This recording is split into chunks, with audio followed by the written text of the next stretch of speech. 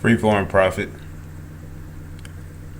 This is a quick video on how to make a pink Himalayan sea salt locking up spray. I'm going to start with water, and this is going to be a real quick one, so you don't really have to boil water for this one. I got this guy is going to boil the water for me. Make sure when you're boiling though to use cold water, because hot water will already be hot and it'll take less time to boil. You're basically defeating the purpose of boiling it. So what you want to do is boil from cold all the way to hot and get a nice rolling boil, and that's what's going to purify the water and take out any basically fillers that they have in the water that the government inserts, such as certain fluorides, certain leads, and stuff like that.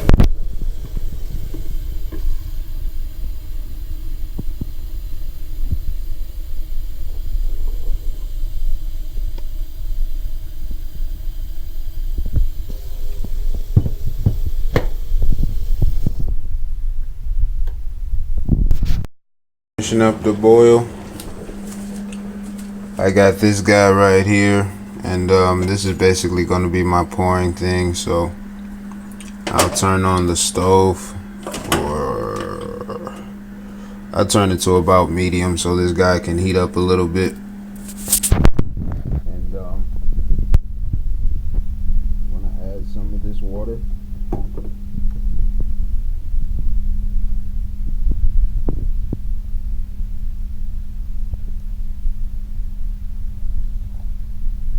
Just a little bit. I'm not gonna add a lot.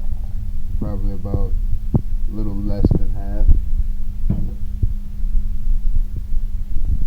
Got my filter.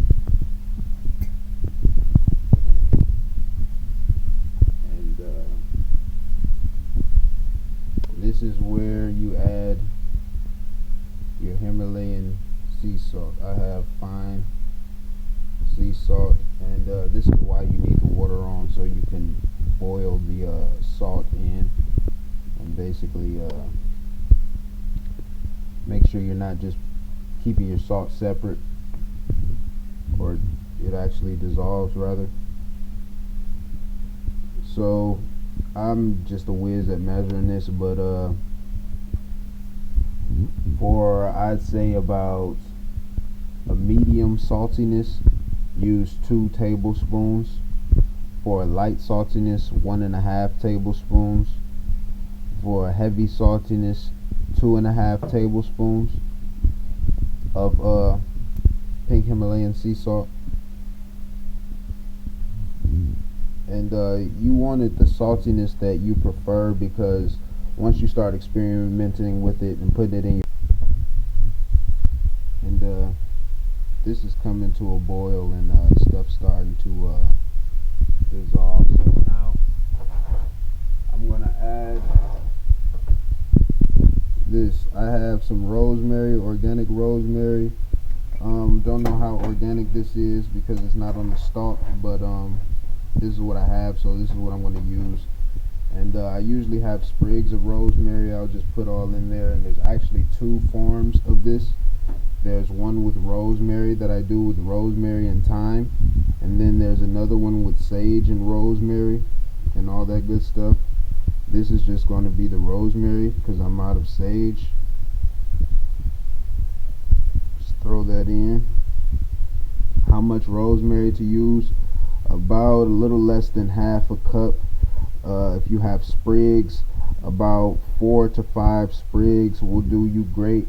We're just using the rosemary to really extract a lot of its oils, so when we put the sea salt spray in, it's not just salt all in our hair, and it's not just actually salt water. It's actually going to do some stuff for your scalp, and it's going to make you feel good as well.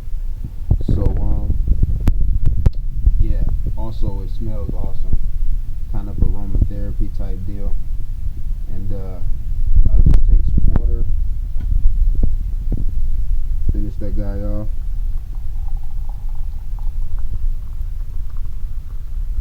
Fill it all the way up. Again, this is the quick version. I'm not using a pot for this. I'll try to use a pot sometimes just to make sure I'm extracting everything as long as possible, but this is a good extraction as well. And you can get something to stir that up, but I'm just going to let it steep for a while. And I'll let it steep for about no less than 4 minutes, but really as long as you can stand to let it steep. Just let it go. Everything steeps.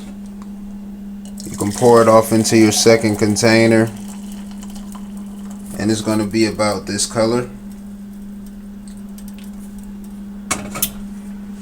And what you want to do is put a nice cap on there, seal it up tight. So you'll need like either a jar like this or a mason jar or something like that. Seal it up. And this guy's still not ready. It's got to go in the window for a couple of days to absorb the sun's rays and everything, and then it'll be strong and ready to work for your hair. So I got my mixture in the window to absorb sun's rays and get strong. I'll do this for about a day at the least, a day and a half at the most. But really you'll know when, because it'll change colors.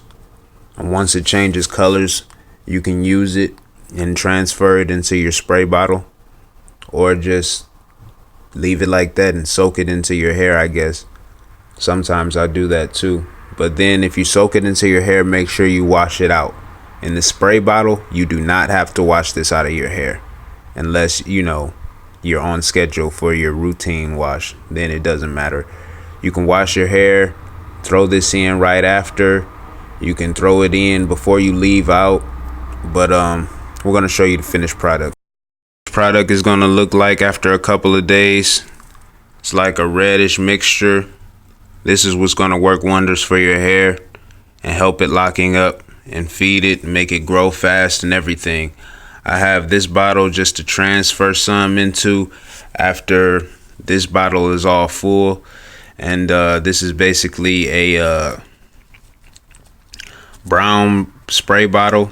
You can get it anywhere. Brown spray bottle, just so the sun's rays doesn't affect it anymore, or it's less harsh to it. I don't want it to keep cooking after. And another brown bottle just in case I want to put some of this on there when I'm in the shower. And of course, spray bottle.